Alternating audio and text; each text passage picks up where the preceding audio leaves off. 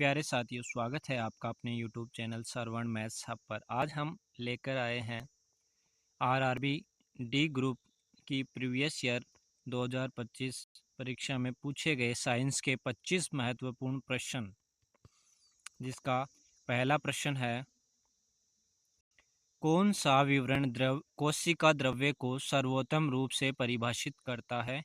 इसमें आपको 4 ऑप्शन दिए गए हैं, जिसमें इसका राइट आंसर होगा ऑप्शन बी, प्लाज्मा झिल्ली के अंदर तरल पदार्थ की मात्रा जिसमें कोशिकांग होते हैं।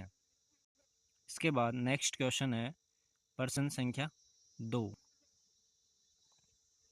निम्नलिखित में से क्या बालकों में यौवनारंभ का लक्षण है। 4 ऑप्शन दिए गए हैं, जिसमें इसका राइट आंसर होगा मूंछों का बढ़ना जो है वो बालकों में यौवनारंभ का एक लक्षण है। बाकी इसके 3 ऑप्शन गलत है। इसके बाद अगला क्वेश्चन है प्रश्न संख्या 3, निम्नलिखित में से कौन सा अधातु का अभिलाक्षणी गुणधर्म है। अधातुएं जो है वो विद्युत की कुचालक होती है, इसलिए इसका राइट आंसर हो जाएगा ऑप्शन डी, विद्युत कुचालक। इसके बाद नेक्स्ट क्वेश्चन है प्रश्न संख्या 4, घरेलू परिपथ के संबंध में निम्नलिखित में से कौन सा कथन सत्य है। इसमें आपसे 4 विकल्प 4 क्वेश्चन पूछे गए हैं छोटे छोटे, जिनमें से कौन सा सही है ये बताना है।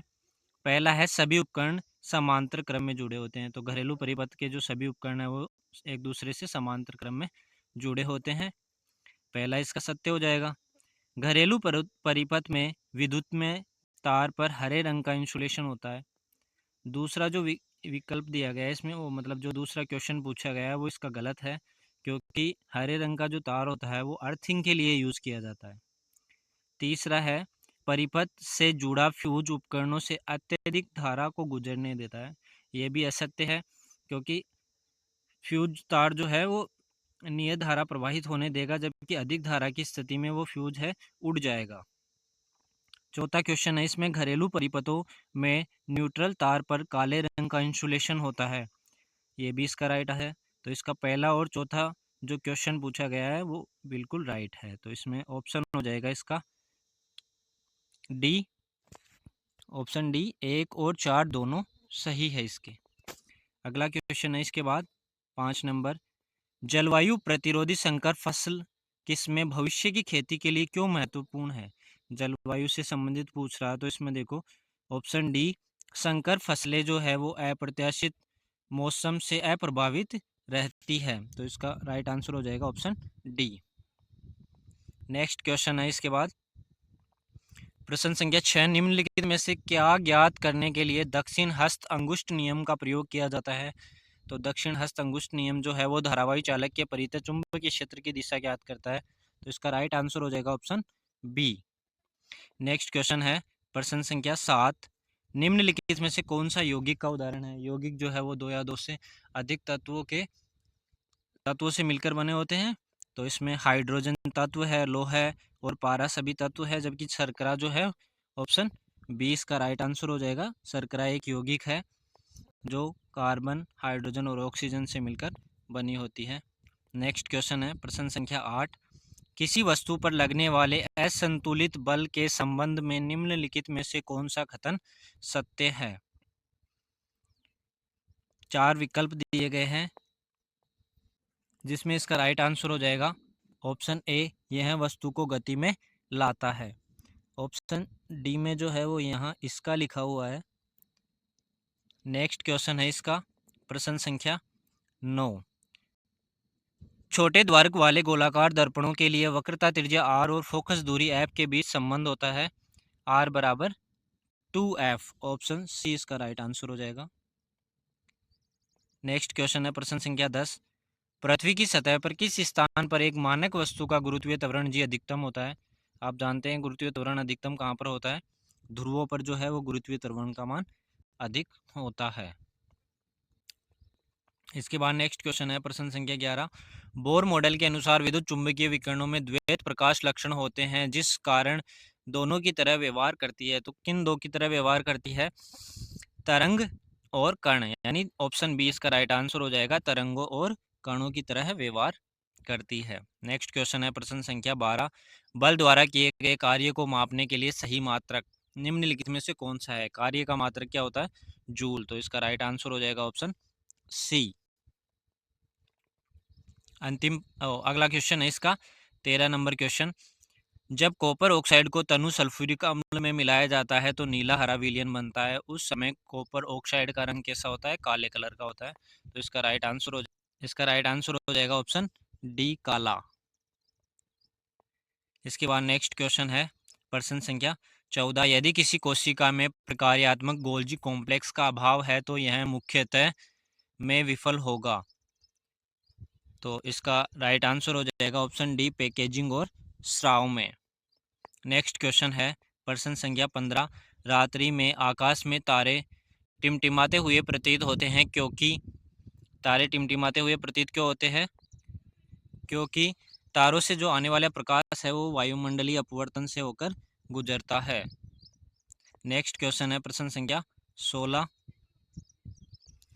प्रश्न संख्या 16 में पूछा गया है, हम कपड़ों को सुखाने के लिए खुले आसमान में क्यों फैलाते हैं? तीन प्रश्न पूछे गए हैं यहाँ से। ए जो है वो सतह के क्षेत्रफल में वृद्धि से उद्वाष्पन की दर में वृद्धि होगी। बी, हवा की चाल में वृद्धि से कपड़ा उड़ नहीं पाएगा। सी, सलवटें हटाने के लिए। तो इसमें एक ही राइट है। इसमें आसमान में सुखाने का कारण है कपड़ों को सतह के क्षेत्रफल में वृद्धि से उद्वाष्पन की दर में वृद्धि होती है। तो इसका आंसर हो जाएगा ऑप्शन बी, केवल ए। नेक्स्ट क्वेश्चन है इसका प्रश्न संख्या 17, स्टेथोस्कोप किस सिद्धांत पर कार्य करता है? स्टेथोस्कोप जो है वो ध्वनि के बहुपरावर्तन के सिद्धांत पर कार्य करता है, इसलिए इसका राइट आंसर हो जाएगा ऑप्शन ए। नेक्स्ट क्वेश्चन है इसका प्रश्न संख्या 18, खालिस्तान की अभिक्रिया से ब्लीचिंग पाउडर तैयार किया जाता है। ब्लीचिंग पाउडर जो है वो क्लोरीन गैस के साथ कैल्शियम हाइड्रोक्साइड की अभिक्रिया से प्राप्त किया जाता है। तो इसका राइट आंसर हो जाएगा ऑप्शन बी, क्लोरीन गैस के साथ कैल्शियम हाइड्रोक्साइड की अभिक्रिया से ब्लीचिंग पाउडर तैयार किया जाता है। इसके बाद नेक्स्ट क्वेश्चन है प्रश्न संख्या 19, किसी तत्व की द्रव्यमान संख्या को किस रूप में परिभाषित किया जाता है? द्रव्यमान संख्या जो होती है वो प्रोटोनों और न्यूट्रॉनों की संख्या का योग होती है, इसलिए इसका राइट आंसर हो जाएगा यहाँ ऑप्शन ए, प्रोटोनों और न्यूट्रॉनों की संख्या का योग। नेक्स्ट क्वेश्चन है प्रश्न संख्या 20, पादपों में अलैंगिक जनन के लिए सही खतन का चयन कीजिए। इसका जो राइट आंसर होगा वो ऑप्शन डी हो जाएगा। यहाँ पे यह निम्नतर और उच्चतर दोनों प्रकार के पादपों में पाया जाता है। नेक्स्ट क्वेश्चन है प्रश्न संख्या 21, इसमें आपको दो खतन, एक खतन और एक कारण दिया गया है। खतन ए है और कारण आर है को पढ़े और सबसे उपयुक्त विकल्प का चयन करें। महिलाओं में यौवन की शुरुआत पुरुषों की तुलना में पहले होती है, लेकिन दोनों 18 से 20 वर्ष की आयु तक अंतिम ऊंचाई तक पहुंच जाते हैं। बी दे रखा है इसमें कारण इसका, यद्यपि पुरुषों में देर से शुरू होता है यौवन, लेकिन उनकी वृद्धि जो है वो महिलाओं की तुलना में अधिक तीव्र होती है। तो इसका राइट आंसर मतलब सत्य तो दोनों ही कथन है, लेकिन इसमें जो है वो आर एक ही सही व्याख्या नहीं कर रहा है, इसलिए इसका राइट आंसर हो जाएगा ऑप्शन बी, ए और आर दोनों सत्य है और आर जो है वो एक ही सही व्याख्या नहीं है। नेक्स्ट क्वेश्चन है प्रश्न संख्या 22, शरीर में प्रतिवर्ती चाप कहाँ बनता है? मेरुरज्जु में बनता है। तो इसका राइट आंसर हो जाएगा ऑप्शन बी, मेरुरज्जु। नेक्स्ट क्वेश्चन है प्रश्न संख्या 23, धातु कार्बोनेटों की अम्ल के साथ अभिक्रिया से कौन कौन से उत्पाद बनते हैं? लवण, जल और कार्बन डाइऑक्साइड बनती है। तो इसका राइट आंसर हो जाएगा ऑप्शन डी, लवण, जल और कार्बन डाइऑक्साइड।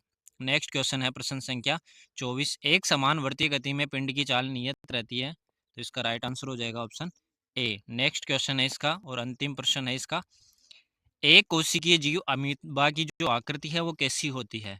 तो वो है परिवर्तनीय होती है। तो इसका राइट आंसर हो जाएगा ऑप्शन सी, परिवर्तनीय।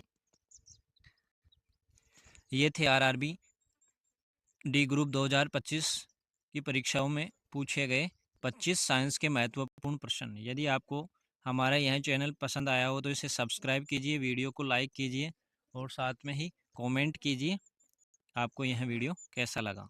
धन्यवाद।